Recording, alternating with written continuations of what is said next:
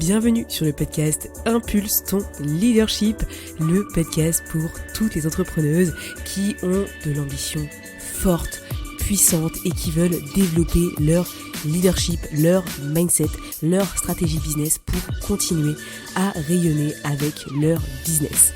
Moi, c'est Inès, entrepreneuse depuis déjà 3 ans. Avant, j'étais juriste, j'avais une autre vie et maintenant, je suis là pour te partager plein de tips, de conseils, des expériences de vie que moi, je vis et bien entendu, des interviews inspirantes avec des entrepreneuses passionnantes et excellentes dans leur domaine. Donc, reste connecté et bien entendu, n'oublie pas de t'abonner pour avoir toutes les infos de tous les épisodes qui sortent le lundi matin. Allez, c'est parti pour ce nouvel épisode.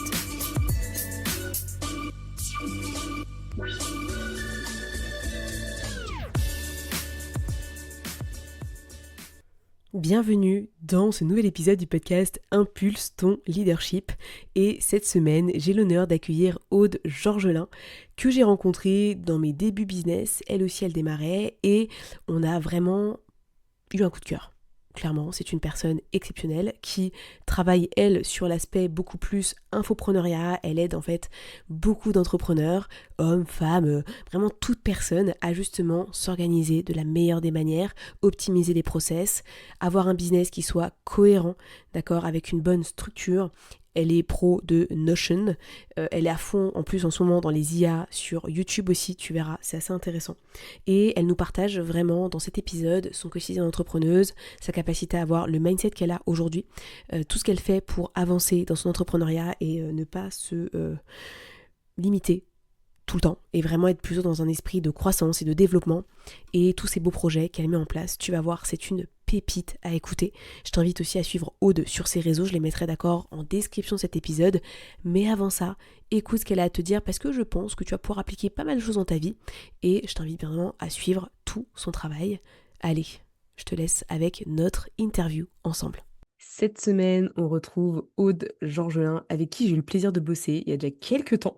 Mais on a gardé contact et je pense que tout son parcours, tout ce qu'elle a vécu, tout ce qu'elle vit en ce moment, ça peut carrément vous servir, vous qui nous écoutez aujourd'hui. On va parler business, on va parler échec, on va parler d'entourage entrepreneurial, on va parler comment prendre plus de risques, comment est-ce qu'on fait quand on prend trop de risques et que genre on se chie dessus littéralement. Bref, plein de sujets exceptionnels. Salut Aude, welcome, comment vas-tu? Merci pour cet accueil. Écoute, je vais très bien. Et d'ailleurs, ça vient juste de me faire un petit tilt quand tu as commencé à expliquer le début de l'épisode. C'est que tu es une des toutes premières personnes que j'ai suivies sur Instagram au tout début. Donc, je me suis lancée en octobre 2022. Et je pense que tu étais déjà un petit peu dans l'entourage potentiellement donc, de Fiona qui m'avait formée. Et je sais pas pourquoi d'ailleurs, je suis sûre que si tu retournes sur mon tout premier post, tu m'as souhaité félicitations, enfin genre bienvenue sur Instagram, tout ça, tout ça. Donc c'est pour ça quand tu parlais de l'entourage, etc., ça m'a fait tilter à cette partie-là. C'est vrai qu'on avait directement échangé en Grave, 2022, je me souviens. Effectivement, ça commence à dater, c'est fou. Ça veut de dire que c'est ouf. une bonne nouvelle. Ça veut dire qu'on est toujours là. Mais C'est bon. carrément, carrément. Et tu vois, c'est marrant que tu dis ça parce que beaucoup des gens avec qui j'ai pu échanger cette première année ou ces premiers 6 mois, très peu sont toujours là. Donc c'est vrai que ça montre aussi que certaines personnes sont toujours là depuis le début. On s'accroche, on est là. Non, je rigole. Trop bien. Exactement. Bah écoute, merci pour ton petit partage. On va rentrer un peu dans le vif du sujet avec une première question très simple. Comment est-ce que tu te décrirais? Genre, si t'allais à une soirée d'entrepreneur, tu dirais quoi? Oh, putain, l'angoisse. Tu sais, c'est le truc qu'on nous apprend. Il faut absolument savoir pitcher votre activité, qu'est-ce que vous Alors, faites, tout ça, tout ça. franchement, tu peux le dire à ta sauce, hein. T'as pas d'obligation de Bah, en structure. vrai, j'ai appris à le dire un peu par la force des choses, aussi vis-à-vis de YouTube. Parce que c'est vrai qu'il y a certaines vidéos que je vais faire sur YouTube où je sais que des personnes qui ne me connaissent absolument pas vont tomber dessus. Donc, j'ai un petit peu voilà, une manière d'aborder les choses. Je pense que pendant très longtemps, je me suis présentée comme, bah voilà, je suis entrepreneur, je parle de telle thématique, etc. Et en fait, avec le temps, je me suis rendu compte que moi, j'avais vraiment 3 activités, 4 activités d'ailleurs, qui étaient hyper distinctes. Donc, si je devais me présenter grosso modo, donc moi de base je fais du consulting. J'ai appris à faire du consulting parce que je viens de chez Decat, j'ai travaillé pendant 8 ans avec eux, donc j'ai une grosse partie de mon métier qui est de faire du consulting. Une autre partie de mon métier qui est de faire de la formation pédagogique, voilà, à proprement parler sur des sujets divers et variés, hein. D'ailleurs, je suis pas juste sur une seule niche, entre guillemets, j'ai plusieurs sujets. À côté de ça, j'ai aussi d'autres business, type voilà, des boutiques en ligne, des produits digitaux, ce genre de choses. Et je pense que enfin, je l'assume maintenant depuis à peu près un an, 6 mois, c'est que je suis créatrice de contenu. Et en fait, je pense que j'ai beaucoup mis ce truc-là un petit peu de côté en me disant ah ouais, mais en fait, faut pas dire ça, ou alors c'est un petit peu mal vu, etc. Bah, au contraire, aujourd'hui, moi, je me rends compte que la création de contenu, c'est quelque chose à part entière. Ce qu'on est en train de faire aujourd'hui, c'est de la création de contenu. Et honnêtement, j'en suis hyper fière aujourd'hui. Donc voilà, je dirais ça. Je suis consultante formatrice et créatrice de contenu.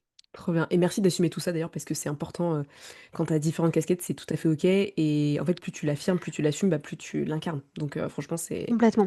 trop trop Et bien. et c'est marrant que tu dis ça parce qu'à partir du moment où je l'ai dit, d'ailleurs c'était vraiment dans une vidéo, YouTube où je l'ai dit officiellement en mode voilà, je me considère en tant que telle, que j'ai senti vraiment un petit peu, alors j'aime pas trop utiliser ce mot-là, mais le empowerment, tu vois? Je me suis dit: «OK, c'est plus juste ça» et d'une manière assez particulière, c'est que j'ai commencé à attirer du coup des choses aussi en lien avec ça.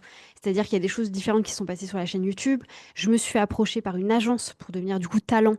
Donc un petit peu comme on peut avoir des agences d'influence. Donc moi, je suis vraiment qu'avec des entrepreneurs pour faire des collaborations entre entrepreneurs et ou avec des marques, etc. Mais ça, je pense que c'est des choses qui seraient jamais arrivées si, ne serait-ce que moi, dans ma manière d'être, entre guillemets, je m'étais pas juste présentée comme j'ai envie de faire ça. Non, je suis aujourd'hui créatrice de contenu, tu vois. Carrément. Non mais exactement, puis ça te crée finalement de belles opportunités. Plus tu assumes, plus tu crées des opportunités autour de toi et en fait tu ouvres des portes. Mais Complètement. si on reprend la haute dans genre d'il y a 10, 15, 20 ans, genre est-ce que tu avais déjà une appétence pour l'entrepreneuriat? Est-ce que tu avais un entourage entrepreneurial? Est-ce que genre t'étais entouré de tout ça au départ? Ou est-ce que genre c'est venu au fur et à mesure, tu t'es dit YOLO, je quitte Decat, ça me saoule, je me lance dans l'aventure quoi. Alors, j'ai pas du tout un entourage qui est là-dedans. Au contraire, ça a été hyper, alors ça avait pas été difficile parce qu'en vrai, ils ont été hyper ouverts d'esprit. Mais quand j'ai dû annoncer que je me lançais là-dedans, voilà, je j'ai pas du tout un entourage, qui vient de tout ce monde-là.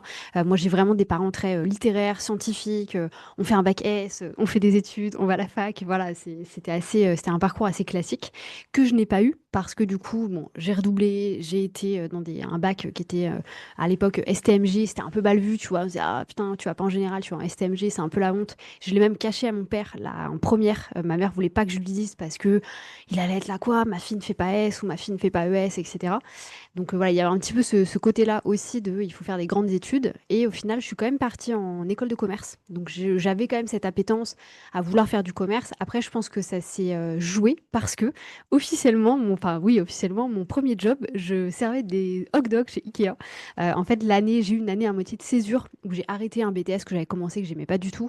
Et du coup, j'ai passé les concours pour entrer en école de co. Et j'avais en fait quasiment 8 mois de décalage. Et à l'époque, ma mère me dit, OK, je veux bien que tu arrêtes, mais par contre, tu fais pas rien pendant un an. Parce que là, enfin voilà, c'est juste mauvais de faire ça à ton âge. Et je lui dis, OK, pas de souci, bah, je vais trouver un petit job à côté. Donc, j'ai bossé chez Ikea pendant un an, donc à vendre des hot dogs vraiment à la sortie, entre guillemets, des magasins. J'ai fait ça pendant un an. Et après, effectivement, je suis rentrée en fait dans toute cette boucle Décathlon qui est honnêtement très entrepreneuriale. En fait, quand on rentre chez Decat, en plus moi qui suis devenue directrice magasin, on nous met un petit peu dans cette position de OK, tu as plein d'outils, on va te former, on va te donner énormément d'éléments. Par contre, si tu pas l'esprit entrepreneurial, genre voilà, tu vas galérer, il faut quand même que tu aies une certaine appétence en fait pour ce genre de choses. Et j'avais clairement cette appétence-là qui me venait du fait que j'étais quelqu'un de très opportuniste et très ambitieuse. En fait, moi, je suis rentrée chez Decat, vraiment la première semaine, j'étais là, moi, je serais directrice magasin. Et je me souviens de dire ça à l'époque et qu'on me regarde, genre, OK, genre, C'est tu sais, qui elle? voilà, exactement, genre, t'as 20 piges, ça fait une semaine que t'es là, tu sais à peine comment faire les trucs, et toi, tu veux déjà être directrice magasin, mais je savais au fond de moi que j'allais devenir un jour directrice mag, et voilà, les choses se sont plutôt bien passées par rapport à ça. Donc, je pense que j'avais pas cette appétence de base, mais par contre qu'elle s'est construite vraiment petit à petit. Et après, forcément, mon conjoint a eu un impact en fait énorme du fait que lui s'est lancé du coup en 2017, donc quasiment 4 ans avant moi. Donc pareil, il a profité du fait que moi j'avais des postes à responsabilité et donc un bon salaire pour pouvoir se dire bon bah voilà, je prends un an, 2 ans pour tester parce qu'on pouvait clairement vivre avec mon salaire en fait à moi, enfin à moi toute seule. Et ensuite, de le voir faire ça, de me dire, OK, je pourrais peut-être un petit peu faire la même chose, tout ça, c'est comme ça que je me suis lancée aussi là-dedans. Mais j'avoue que j'ai mis bien 2 ans à me décider, à me dire: «OK, je vais quitter Decat, pas tout de suite, je vais le faire, pas tout de suite, je vais le faire». Et au bout de ces 2 années, je me suis dit: «Bon allez, c'est parti, j'y vais, et puis on va voir un petit peu ce qui se passe, quoi». Il y a un moment déclic ou pas? Où tu t'es dit: «Ouh là, il faut y aller»? Ouais, en fait, c'est le Covid. Que effectivement, j'ai eu un déclic, en fait, à un moment parce que du coup, j'ai fait toute la partie Covid, en fait, quand j'étais en Thaïlande. Et quand on était du coup à cette période-là, clairement notre CEO à l'époque nous a dit: «S'il vous plaît, ne quittez pas le pays. Genre vraiment restez là». Et en fait, la plupart des expats, ce qu'on a su bien après, étaient tous rentrés en France. Donc tous les expatriés qui bossaient pour Decat étaient rentrés en France. Donc nous, on fait tout le confinement, voilà, enfin bref, toute l'histoire, se passe comme ça. Et en fait, au bout de 6 mois, je commence à me enfin, je on a des informations et en fait, tout le monde nous dit: «Vous êtes le seul pays où les expats sont restés». Et en fait, là, moi, ça m'a fendu le cœur parce que je me suis dit: «Non mais attends, moi je suis restée pour eux, alors que tous les autres sont rentrés». Et en fait, c'est là où je me suis rendu compte, j'ai de l'argent pour voyager, pour retourner voir ma famille, profiter et cetera. Mais en fait, j'ai pas le temps parce qu'au poste que j'avais, si tu veux, je pouvais pas faire ce genre de choses. J'étais vraiment coincée dans tout ça et c'est là que je me suis rendu compte, c'est pas la vie que j'ai envie d'avoir. Que moi, j'avais pas à l'époque, je rêvais pas de millions, je rêvais pas de faire 10 cas par mois, enfin tout ça, je m'en foutais. Mais je voulais juste me dire: «Si demain je veux prendre un avion pour rentrer en France, pour aller manger avec ma mère, et ben je peux le faire». C'est pas très écolo et je ne le ferai pas, mais voilà, je pouvais faire ce genre de choses. Donc vraiment ce déclic, il a été là. Ouais, OK. Aujourd'hui, ça fait, quelques années que tu es à ton compte. Ouais, On le sait tous, enfin pour les personnes qui nous suivent, ça fait quand même, 4 ans? ça fait 3 4 ans. ans? Ouais, Ça ça fait fait 4 4 ans, ans. hein? Tu évolué. Ton parcours, il a évolué. Aujourd'hui, tu as atteint un certain niveau, des certains seuils, des paliers et cetera. Est-ce que tu pourrais nous partager un peu genre, je sais pas, 2-3 étapes clés, et déclics dans ton parcours entrepreneurial là qui ont fait que, tu as avancé, tu t'es senti vraiment, aller beaucoup plus loin dans ton business? Est-ce que tu aurais quelques idées là à nous partager? Je dirais que le premier palier que j'ai eu, étonnamment, c'est le un des premiers lancements que j'ai fait du coup, sur Instagram, qui était du coup le lancement à l'époque de Get Change Done.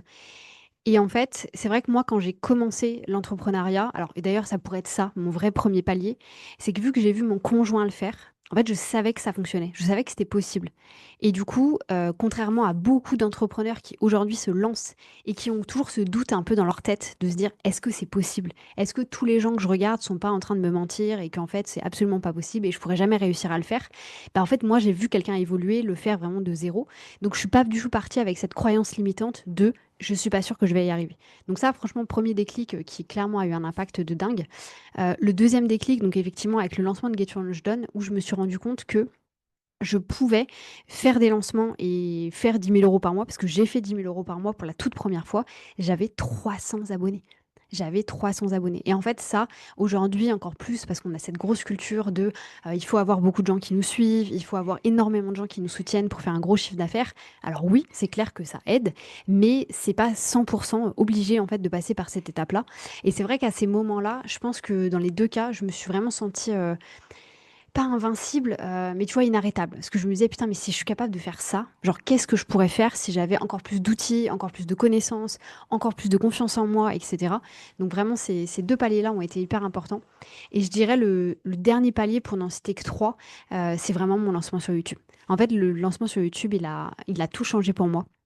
Il a changé ma manière de voir les choses, ma manière de créer énormément et pareil, étonnamment, énormément ma perception, en fait, de moi-même.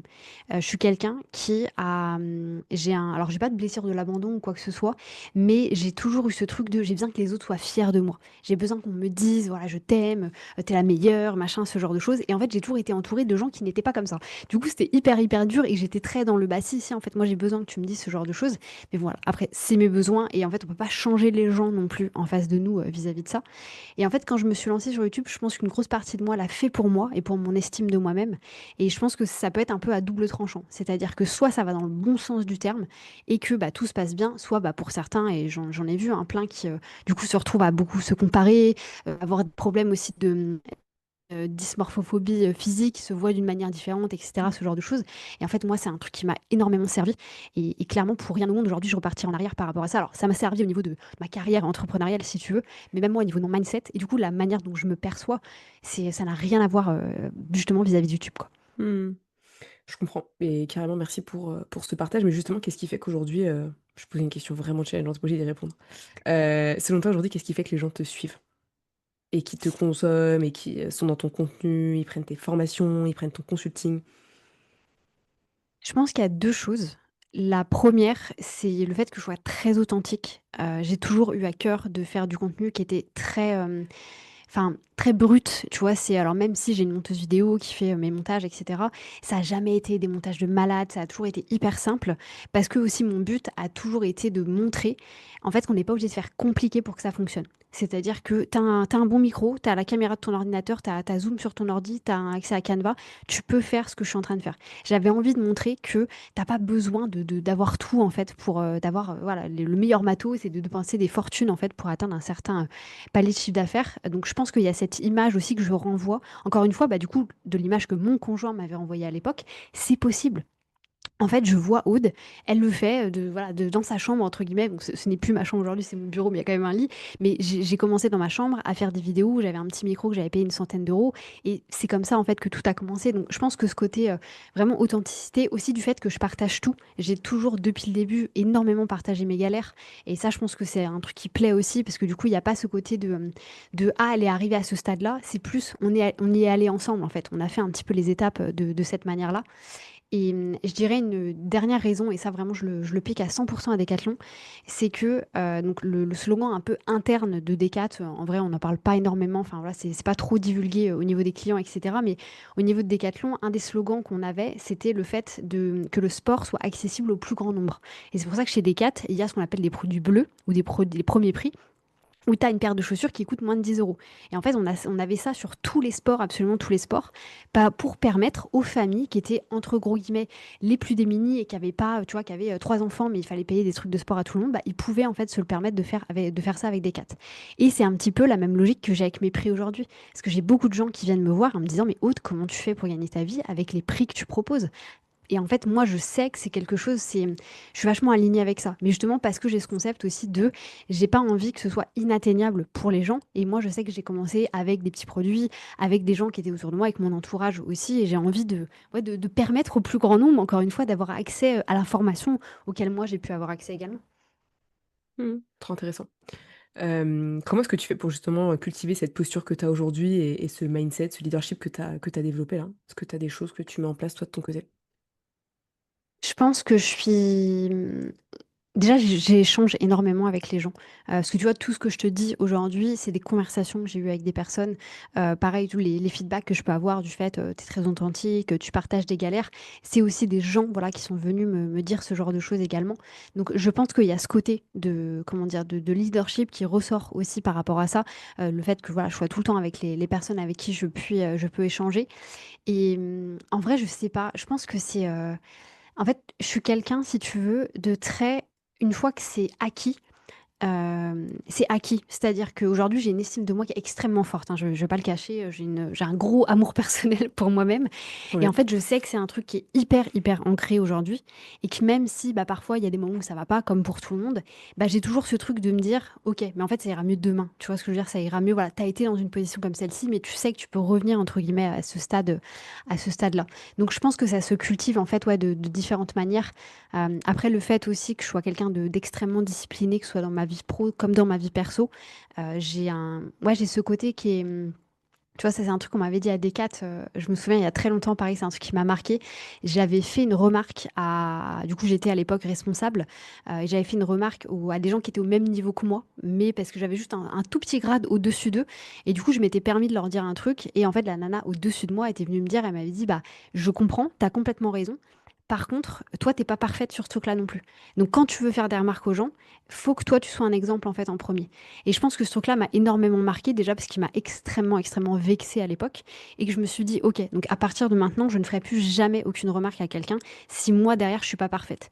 Et en fait ça m'a jamais desservi. J'ai toujours du coup été très dans il faut toujours donner l'exemple. Avant de pouvoir reprocher quelque chose à quelqu'un ou expliquer quelque chose à quelqu'un, toi tu dois vraiment être l'exemple et je pense que ça m'a servi avec mes clients, ça me sert avec les nanas avec qui je bosse aujourd'hui, ça me sert, ouais, vraiment dans mon quotidien. Je pense que ça me servira aussi, c'est un peu le truc, tu vois, comme tu dis à un enfant: «Non, il faut pas faire ça», mais toi, tu le fais devant lui. Bah, là, c'est exactement la même chose. Ce côté vraiment de leadership par l'exemple et quelque chose qui, moi, personnellement, m'aide vraiment au quotidien, tu vois? Trop bien. Merci pour ton partage, authentique du coup, sur tout ça et Toujours, du coup je toujours. rebondis parce que, je sais qu'on parle beaucoup, on va parler échec et après on va parler réussite. Est-ce que toi tu as vécu, un échec dans ton biz qui t'a un peu mis à plat? Pour être vraiment honnête, hein. Franchement, non. OK. C'est ouais, c'est et tu vois, c'est marrant parce que l'autre jour, je faisais un vocal à une de mes business friends où je lui disais c'était un pas un vocal très long, hein, ça a duré genre une trentaine de secondes, où je lui disais: «Putain, je suis tellement heureuse aujourd'hui, genre ce que j'ai construit, genre pour rien au monde, là, je retournerai en arrière, voire même j'irai en avant, tellement là, je suis contente de tout ce qui se passe». Et c'est vrai que vu que j'ai un esprit très, je suis quelqu'un de très, très optimiste. Je sais qu'elle, tu vois, la réponse qu'elle m'a fait, c'est: «Oh, putain, mais moi, je serais à ta place, je serais déjà en train de me dire: "C'est quoi la merde qui va m'arriver?"» Et en fait, moi, dans ma tête, j'étais là: «Bah, non», parce qu'en fait, toutes les galères par lesquelles je suis passée par le passé, c'est ça qui fait que j'en suis ici aujourd'hui. Mais en fait, à proprement parler, je peux pas dire que j'ai vraiment vécu de gros échecs parce que ça serait pas vrai, ça serait vraiment mentir. Si je devais vraiment noter quelque chose, ça serait un plus l'abandon ou la mise de côté d'un projet, qui était du coup le projet du carnet, du planeur que je voulais sortir, au niveau de l'organisation et cetera. Ça, c'est un projet que j'ai vraiment dû mettre de côté, parce que j'avais pas le choix du fait justement d'être revenue de vivre en Thaïlande. En fait, c'est un projet qui est trop compliqué à gérer, sachant que je veux faire, ça édité en fait en France. Voilà, je veux que ce soit du made in France et cetera et en fait, voilà, c'est trop compliqué à faire de là où j'en suis aujourd'hui et c'est pas un projet qui va me rapporter entre gros guillemets «énormément de fric». Donc je sais que voilà, il faut savoir aussi un petit peu prioriser. Donc si je devais avoir vraiment un échec, je dirais que c'est celui-ci. Mais sinon, ouais, je pense que j'ai beaucoup, beaucoup, beaucoup enchaîné. Après des petits échecs, tout le monde en a quoi, si tu veux. Mais vraiment un gros échec où je peux dire: «Ça, c'est l'erreur de mon business», non. Et justement, toi quand tu fais face à des difficultés, parce que tu en as forcément, peut-être, de temps en temps, qu'est-ce que tu fais justement pour inspirer d'autres personnes qui nous écoutent là si, elles aussi elles ont des challenges? Première chose, alors je suis quand même assez, alors j'irai pas dire jusqu'à la crise d'angoisse, mais parfois je peux avoir des petits moments de panique, des petits moments de: «Ouh là là, mais là je me suis lancée dans des trucs, enfin, c'est trop d'un coup, c'est voilà, comment est-ce que je vais gérer ce genre de choses?» Je dirais que la franchement mon meilleur conseil et d'ailleurs ça devrait être la même chose pour absolument tout le monde, c'est apprenez à prendre des décisions. En fait, à partir du moment où on est capable de prendre des décisions, on sait du coup choisir des priorités et la plupart du temps, quand je me suis retrouvée du coup dans une phase de stress, d'angoisse, voire vraiment d'anxiété, à en pleurer, tu vois? À me dire, «Je vais jamais me» alors que c'est jamais des trucs graves, mais voilà, sur le coup, ça paraît comme une montagne. C'est vraiment de savoir prendre des décisions, d'apprendre à prioriser et moi, je suis personnellement quelqu'un et je sais plus où j'avais lu ça, c'était il y a des années, dès que j'ai, quelque chose qui tourne en boucle dans ma tête, en fait, j'écris. Genre vraiment, je vais écrire la problématique. Alors, je vais pas écrire tout ce que j'ai dans la tête, mais je vais vraiment écrire: «OK, voilà, ça me pose souci, ça me pose souci». Je me souviens d'une fois vraiment, hyper pertinente. À l'époque, on vivait à Barcelone et en fait, on avait pris un appartement pour 4 mois. On perdait l'appart, je crois, le 22 décembre. On allait, dans le sud de la France passer Noël et mais il fallait qu'on trouve un appartement. Donc coup de bol, on a trouvé un appart, genre vraiment la veille, on a été amener nos affaires et ensuite on a été prendre l'avion et je me souviens que la semaine avant ça, j'avais un stress qui était, enfin c'était monstrueux et je me souviens pour le coup d'écrire vraiment sur mon carnet en mode: «OK, en fait, qu'est-ce qui se passe dans le pire du pire des cas?» Bah, dans le pire du pire des cas, toutes nos valises, j'ai des copines à Barcelone, je leur ai demandé, elles peuvent prendre mes valises. On peut quand même aller faire, nos vacances de Noël, on reviendra, on récupérera nos affaires, on va reprendre un appart et cetera. Bon après la situation, à Barcelone était assez particulière avec les apparts, c'est pour ça aussi que c'était hyper stressant. Mais ouais, je pense que d'écrire en fait, on sous-estime vachement le fait de poser ses problèmes. Parce que c'est souvent on se rabâche un peu les choses, on se fait des scénarios dans la tête. Et bah, en fait, les scénarios, écrivez-les. Parce que plus vous allez les écrire, plus vous allez les ancrer aussi. Et en fait, d'une certaine manière, on se les enlève un petit peu de la tête. Donc ouais, ça je trouve, enfin moi personnellement, c'est une technique que j'aime beaucoup utiliser quand j'en ai besoin. Et d'ailleurs, c'est marrant qu'on parle de ça aujourd'hui. Il y a un an tout pile, je partais du coup pareil en vacances pour l'été en France, et je me retrouve dans la situation où je sais pas pourquoi, genre vraiment 10 jours avant de partir en vacances, je me dis: «Mais en fait, Aude, tu plein de choses sur ta to do list, genre, qu'est-ce que tu fais? Enfin là, c'est pas, tu peux pas partir en vacances maintenant. Et du coup, j'ai Hmm. fait ce qu'on appelle la to-do list de la mort. J'en avais même fait une vidéo YouTube à l'époque où j'avais vidé toute ma tête, genre tout ce que j'avais dans ma tête, et j'avais tout catégorisé en mode, ok, est-ce que ça c'est vraiment urgent? Ça, quand est-ce que je le fais? Et en fait, j'avais tout réussi à replanifier. Et du coup, je savais ce sur quoi je devais me concentrer quand je revenais de vacances. Mais c'est vrai que voilà, j'avais, comme tout le monde, en fait, on a un peu des crises de stress par rapport à ça. Donc, il faut aussi apprendre à, ouais, vraiment prendre des décisions. C'est ça le plus important, je dirais. Ah mais je pense que tu viens de soulever un point qui est trop important, c'est apprendre à prendre des décisions Ouais. et surtout l'acter. Parce que des fois, tu sais, on dit qu'on a pris une décision, sauf qu'en fait, on le garde pour nous, tu sais, on le dit à personne. On se met je sais pas, un rideau, un truc comme ça, on se dit, ah c'est bon, j'ai décidé, mais personne ne courant. Mais du coup, t'as pas décidé potentiellement. Si ça impacte notamment tes clients, tes prospects, etc., c'est dur en fait de. C'est comme si on se cachait, on avait peur. Mhm. Déjà, peur de réussir. Enfin, je pense qu'on a beaucoup ce truc-là. Bien sûr. Réussir, c'est quelque chose de. Tu vois, tu parlais tout à l'heure 10 000 euros par mois. Il y en a, ils se disent, non, mais c'est n'importe quoi, jamais de la vie je ferais ça, c'est pas éthique. Enfin bref, que des dingueries. C'est fou ce que tu racontes là. Et je pense qu'on a tous, tu sais, notre dose de stress, notre dose d'anxiété. Je pense que c'est important de le dire. La santé mentale, ça fait partie des points importants. Carrément. Est-ce que toi, tu fais d'autres choses pour ta santé mentale? C'est pas obligatoire, mais est-ce que tu as d'autres choses que tu développes pour toi ou avec d'autres personnes pour justement continuer à cultiver une bonne, entre guillemets, santé mentale, quoi? Déjà, je pense que d'avoir conscience que ça existe, c'est hyper important. Moi, je sais que du fait d'avoir vécu en Angleterre, parce que là, la santé mentale, en France, on en parle beaucoup depuis 3 4 ans. C'est devenu, voilà, tout le monde a ce vocabulaire-là, entre guillemets. Mais, bah, par exemple, au UK, c'est quelque chose qui est très connu. Il y a vraiment une journée dédiée à ça. Même nous, à l'intérieur de Decat, on avait des gens qui étaient presque, c'était presque une ligne que les collaborateurs pouvaient appeler quand ils avaient justement des crises de panique et que ça allait pas du tout, etc., ce genre de choses. Donc ça, c'est moi j'ai un peu grandi dans ce truc-là avec Decat. Donc j'ai conscience, déjà avoir conscience que ça existe, c'est hyper important. Et ensuite, je pense qu'il y a, ouais, il y a plein de choses qui sont à mettre en place. C'est déjà d'arriver à mettre le point, le doigt sur ce qui crée en fait ces problèmes de santé mentale. Moi, par exemple, aujourd'hui, je ne travaille plus le week-end. C'est vraiment quelque chose qui a été. Alors, pour autant, je l'ai fait pendant 3 ans et j'ai donné tout à mon business et vraiment, c'était important pour moi d'avancer le plus vite possible. Aujourd'hui, il en est hors de question. J'ai besoin aussi de développer en fait ma vie personnelle. Et ça, d'ailleurs, c'est un des meilleurs trucs aussi. C'est que alors là, je m'adresse vraiment plus aux entrepreneurs ou à ceux qui donnent 100% de leur temps à leur taf. Vous avez sans doute l'impression de j'ai pas de vie perso, mais en même temps, si jamais j'étais pas en train de travailler, je serais pas en train de faire quelque chose de grandiose, ou je serais juste chez moi devant mon canapé. Et en fait, c'est là, je pense que rendre vachement en compte le fait d'avoir une vie personnelle qui est beaucoup plus riche, d'avoir des gens autour de soi, d'avoir des passions, de faire du sport, etc. Tout ça, parce que bah, c'est vrai qu'il faut, en fait, on a cette envie aujourd'hui de tout venir combler. Genre, il faut pas s'ennuyer, tu vois, parce que si je m'ennuie, je perds du temps. Et nous, en tant qu'entrepreneurs, si je perds du temps, je perds de l'argent. Donc, il y a ce truc aussi de comprendre que le repos est quelque chose d'extrêmement, extrêmement important. Et il faut y faire gaffe. Et d'ailleurs, pour faire un peu la métaphore, ça n'a rien à voir, mais je trouve marrant de l'expliquer. Hier, du coup, j'ai couru 10 kilomètres. Et la semaine dernière, quand j'ai couru 9 kilomètres, le lundi, j'étais pété en deux. Genre, j'avais les jambes complètement cramées. Quand j'ai fini mon 10 kilomètres, j'avais mal à la cuisse, mal à la cheville. Et j'étais là, putain, comment je vais faire et tout, ça va être compliqué parce qu'il faut quand même que je continue à courir. Et en fait, ce que j'ai fait, c'est qu'hier soir, j'ai dormi avec bouchon d'oreille et masque en me disant, je vais vraiment essayer de dormir comme un bébé, on va voir ce qui se passe. J'ai tellement bien dormi, je me suis réveillée ce matin, honnêtement, j'aurais pu retourner faire un 10 kilomètres. Donc, en fait, l'importance du sommeil et du repos, donc que ce soit le sommeil physique ou le repos aussi dans la tête, est tellement, tellement important. Et je pense qu'aujourd'hui, les problèmes de santé mentale, c'est aussi parce que on a trop de choses dans la tête. Et on est persuadé que tout ce qu'on s'imagine va se passer alors que 80% des trucs auxquels on pense ne vont absolument pas se passer, tu Ouais, ouais, je vois ce que tu veux dire. C'est tellement important, tu sais, on voit souvent l'aspect négatif d'abord. On se dit, qu'est-ce qui va négativement se passer pour moi si je fais ça?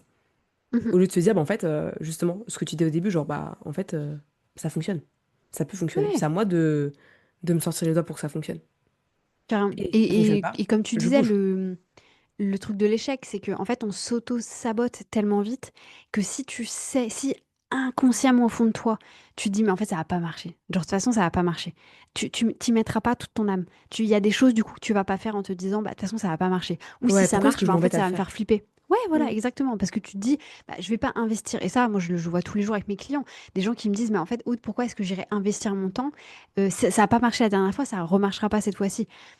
C'est pas comme ça que ça alors c'est difficile, hein, forcément quand tu es dans la position, le négative, mais ouais, il faut essayer de changer par rapport à ça et ça d'ailleurs aussi super conseil, là je m'adresse à toutes les personnes qui sont dans ce comment dire? Dans ce trou de lapin-là, c'est la négativité ne vous amènera jamais rien de bien. Jamais, jamais, jamais, jamais. Alors c'est dur d'être positif, hein. Franchement, des fois, même moi j'ai du mal, je me dis putain, ça me gonfle, mais en fait, ça change la vie. Les gens négatifs, dans tous les cas, n'iront jamais à un certain stade. Vous avez, ça c'est sûr et certain, les gens négatifs ont un putain de plafond de verre, un plateau de béton, ils vont jamais, jamais, jamais passer au-dessus. Et c'est dur, hein, parce que de se rendre compte qu'on est négatif, on va avoir tendance à se dire, enfin, ça fait mal à l'ego. Mais il vaut mieux que là, tout de suite, en écoutant ce podcast, vous vous rendez compte que vous êtes dans la case, pardon, je suis négatif et que vous en sortiez. Parce que si vous restez avec votre ego de non, mais moi je suis pas négatif, c'est juste que tous les gens sont les cons autour de moi, vous n'allez pas avancer. Ça, c'est sûr et certain. C'est Un méchant, hein, grand mais manque de c'est la vraie. responsabilité, bah ouais, mais c'est une réalité, hein, ce que tu racontes, c'est vrai. Et en fait, c'est pas mal d'être négatif. C'est juste qu'en fait, quand on est négatif, bah comme tu l'as dit, ça nous apporte pas grand-chose. Mais justement, à l'inverse, tu vois, moi je dis, bah en fait, t'as le droit d'avoir des trucs mauvais qui t'arrivent, des choses où ça te fait chier, et genre tu râles, tu gueules, etc. C'est ok. Mais demande-toi, pourquoi est-ce que ça m'arrive? Mhm. Qu'est-ce que ça veut m'apprendre? Qu'est-ce que ça va m'apporter derrière par la suite? Peut-être que sur le moment, t'auras pas du tout les réponses, mais peut-être qu'un mois ou deux après, tu vas te dire, ah oui, c'était ça, ouais, ça, j'aurais dû le voir venir. Et plus tu vas cultiver ce truc-là, plus à chaque fois qu'il va t'arriver une cacahuète, un machin, un truc, tu vas te dire, ah ouais, c'est ça. Ok, donc ça, et potentiellement, tu fais le tri plus facilement, je trouve. Ouais, carrément. Et c'est un peu aussi le truc de bon ça a été repris 30 000 fois, j'ai pas la vraie version, mais c'est une nana qui est en entretien avec un mec et elle lui dit combien vous avez croisé de voitures rouges en venant jusqu'ici ce matin? Il lui répond je sais pas. Et du coup elle lui repose la question en mode et si je vous aviez dit, enfin et si je vous avais dit pardon que je vous aurais donné 50 $ pour chaque voiture rouge que vous avez vue, combien est-ce que vous en auriez vu? Et du coup, il était là, bah oui, Hmm. du coup, là, j'aurais recherché l'opportunité. Bah, en fait, je pense que c'est ça aussi que moi, personnellement, je cherche à cultiver en fait au principal, c'est ouais, de rechercher les opportunités. Le classique, tu vois, tu me donnes des citrons, je vais faire de la citronnade. C'est un peu ça, tu vois. Ouais, toujours être dans cette quête. Mais qu'est-ce qui fait que toi aujourd'hui tu es toujours dans cette quête de croissance? Parce que tu vois, c'est un challenge pour beaucoup de se dire ah là, ouais, ma boîte, il faut qu'elle enfin, qu'elle soit en croissance, que j'augmente mon chiffre d'affaires, que j'augmente mon nombre de clients, je sais pas, que j'en suis une formation, que j'en suis machin. Comment est-ce que toi tu fais pour rester dans cette volonté de croissance? Alors, déjà, la passion, hyper important. D'être passionné par ce qu'on fait, je pense que ça fait toute la différence. Je dis pas qu'il faut avoir un business passion pour les entrepreneurs, mais d'être passionné par son métier. Moi, j'étais passionnée par ce que je faisais avec Decathlon. C'était incroyable, que ce soit au point de vue business, au point de vue humain, etc. Je trouvais ça hyper, hyper challengeant. Après, je pense que ça dépend des gens aussi. Il y a des gens qui n'ont pas envie de ce challenge, qui sont bien enfin, voilà, dans leur vie, comment dire, classique, traditionnelle. Ce qui, moi, ne me plairait pas, pourrait plaire à d'autres personnes et vice versa. Donc, je pense que ça, c'est un premier point à prendre en compte. Après, comment dire, c'est que ouais, je sais pas si je suis toujours dans cette recherche de croissance, tu vois, aujourd'hui. Alors oui, pour mon business, mais en fait, je préfère avoir ma vie personnelle qui monte aussi et mon business en même temps. Alors que tu m'aurais posé la question il y a 2 ans, je t'aurais dit non, moi c'est mon business, mon business, mon business. Le reste, je m'en fous. Aujourd'hui, je préfère que ça aille en fait de Ouais, mais manière tu vois, aujourd'hui, c'est pérenne. ta Voilà. croissance. Toi, c'est ta volonté. En fait, ton Ouais. business, tu l'as fait en sorte pour il te crée la croissance dans ton. Enfin, tu vois, je vois vraiment ça comme. Quand je dis croissance, pour moi, c'est pas forcément que du chiffre, pas forcément un Ouais. nombre de clients, mais c'est aussi, genre, dans ma vie. Tu vois, qu'est-ce que ça me Mhm. permet de créer? Justement, j'avais une autre question un peu comme ça. C'est un peu genre, ok, toi, Aude, c'est quoi ta vie idéale en tant que meuf, en tant que femme, en tant que chef d'entreprise? Tu vois, parce que, tu sais, des fois, on est tellement tête dans le guidon qu'on se rend pas compte que, bah, on a déjà avancé. Ah, Ouais. j'ai réussi à faire ça. Ah, tiens, j'ai accompli ce truc. Et juste pour nous partager un petit peu de toi, c'est quoi un peu ton idéal, ce que tu aimerais vraiment atteindre qui ferait vivre en sachant que tu as déjà accompli pas mal de choses, je crois. Bah, en vrai de vrai, c'est ce que j'ai aujourd'hui. Ok. Là, la seule chose qui manquerait à ma vie, c'est du coup d'avoir un enfant, parce que j'ai l'âge de l'avoir et ça serait un bon moment. C'est le seul truc qui me manquerait. Et si on veut vraiment, tu vois, oui, si je voulais rechercher un petit peu le truc, c'est peut-être d'augmenter mon chiffre d'affaires, tu vois, de 10 000 € supplémentaires par mois pour me dire, OK, là, je peux vraiment mettre un max de côté, investir énormément en bourse. Moi, je mets beaucoup d'argent en bourse pour la retraite, etc., ce genre de choses. Donc, d'avoir encore plus pour réinvestir, pas forcément pour dépendre plus. Ça, c'est aussi comment dire, un choix qu'on a fait avec mon conjoint, c'est de ne pas augmenter notre niveau de vie, même si on gagnait plus. On s'est toujours dit, tout ce qu'on fait en supplémentaires. Soit ça part dans des vacances cool, le Japon, des trucs comme ça, soit ça part vraiment dans de l'investissement pour pouvoir aller pour le plus loin, tu vois. Mais ouais, donc honnêtement, la vie que moi j'ai aujourd'hui, je la kiffe de ouf. Et en fait, c'est un truc aussi qui fait vachement partie un peu de mon slogan, un peu de mon mantra, c'est que ce que tu vas faire aujourd'hui, dans tous les cas, fait la différence. Et si tu veux avoir une vie exceptionnelle, il faut avoir des années exceptionnelles. Si tu veux avoir une année exceptionnelle, il faut avoir des journées exceptionnelles. Et en fait, moi, tous les jours, je kiffe ce que je fais. Genre vraiment, vraiment, vraiment, je kiffe à chaque fois ce que je fais. Même si parfois c'est pas facile, il y a des gens que je vois que j'ai pas envie de voir, il y a des choses que je fais que j'ai pas envie de faire, bah c'est pas grave parce que je sais que dans la finalité, ça va servir comment dire, une mission, une vision qui est bien plus proche. Et je pense que ça aussi, au-delà de la passion, la vision qu'on a de sa vie, de ce qu'on a envie de faire, elle est hyper importante. Tu vois, bon là, on le sait par exemple avec l'IA, il y a des grosses chances, alors peut-être pas nous, mais du moins nos enfants, qu'on vive beaucoup plus vieux que ce qu'on vit aujourd'hui. Sauf que par exemple, moi, avec le corps que j'ai maintenant et le manque de souplesse que j'ai, je vais être dans la merde, tu vois. Il y a un moment, il va falloir que je change les choses par rapport à ça. Et du coup, c'est une réflexion que j'ai eue, où je me suis dit, OK, pour servir cette vision hyper lointaine de j'ai envie de vivre jusqu'à 120, 150 ans, bah, il va falloir que je sois souple, il va falloir que je sois en meilleure santé. Donc ça implique aussi le fait que je fasse du sport, que je mange bien, que j'essaie de gagner en souplesse, tout ça, tout ça. Donc ouais, la vision aussi, je pense, fait une grosse différence. Est-ce que tu as envie de nous partager un petit mot de la fin pour les personnes qui nous ont écoutés par rapport à tout ce que tu as dit? Est-ce que tu aurais une dernière chose à nous partager? Je pense que, alors deux choses. La première, donc un des sujets dont on a discuté, apprenez à prendre des décisions. Je pense que c'est le plus grand pouvoir que vous puissiez avoir. Vraiment d'être capable de prendre des décisions et de s'y tenir. Ça peut faire une différence de malade. Oui. Sachant qu'en plus, ça a été prouvé que ça a un impact psychique extrêmement fort sur le cerveau. C'est-à-dire que si vous prenez une décision et que vous passez à l'action dessus, ça envoie un message extrêmement positif à votre cerveau. Donc voilà, c'est vraiment des connexions qui vont se faire. Et du coup, il y a ce côté aussi de, bah, encore une fois, estime de soi, confiance en soi qui est très très forte. Alors que si vous dites toujours, ah bah oui, je vais faire ça, mais vous le faites jamais, bah du coup, là, ça va aller un petit peu à contrario, je dirais.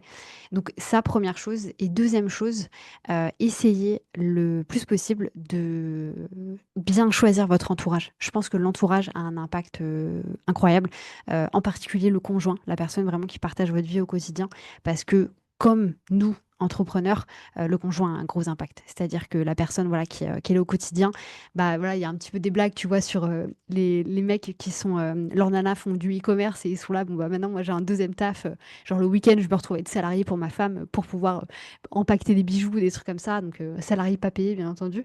Mais c'est un peu ça, c'est qu'en fait, c'est une aventure, je pense, qui se vit en duo, en famille. Donc il faut aussi, ouais, l'entourage pour moi très important. Trop chouette. Merci Aude pour tous tes partages. Franchement, c'était un honneur. Et puis, ça faisait longtemps que je voulais t'inviter sur le podcast pour nous partager un peu Trop tout bien. ça et que les personnes puissent repartir avec plein de valeurs ajoutées. Je te remercie de t'être livrée parce que je sais que c'est toujours un challenge, mais ton authenticité est là comme toujours. Donc, merci beaucoup à toi. Merci à toi aussi. Dis-moi, est-ce qu'on peut te retrouver si on veut consulter tes contenus, savoir ce que tu fais, ce que tu proposes, ou est-ce que tu préfères être redirigé?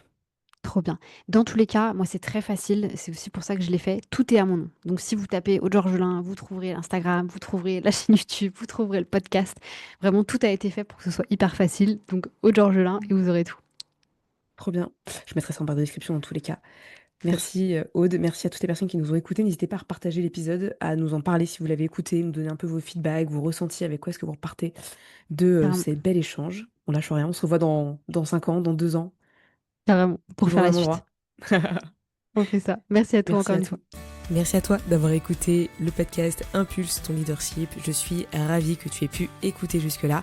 Si l'épisode t'a plu, n'hésite pas à le partager à un plus grand nombre, à venir mettre une note 5 étoiles sur Spotify et Apple Podcast pour justement que le podcast continue de grandir et que notre communauté de leaders puisse vraiment se booster à 200%. En tout cas, j'ai trop hâte. Merci à toi d'avoir écouté jusque-là et moi je te dis à la semaine prochaine pour un nouvel épisode. Prends bien soin de toi. Ciao.